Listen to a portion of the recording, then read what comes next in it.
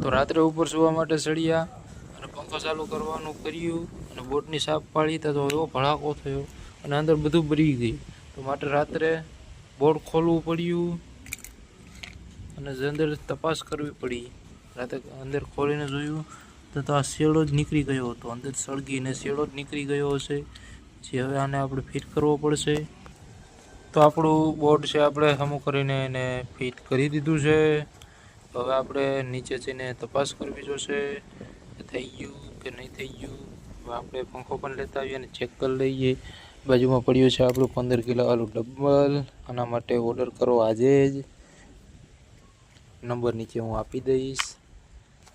મિત્રો હવે આપણું જે બોર્ડ છે તે સફળતાપૂર્વક કામ કરવા મળ્યું છે. હવે હમણાં પંખો લગાડી દઈશું અને અત્યારે પહેલાં ફોનમાં ચાર્જિંગ નહોતું તો કીધું ચાર્જિંગ કરી લઉં.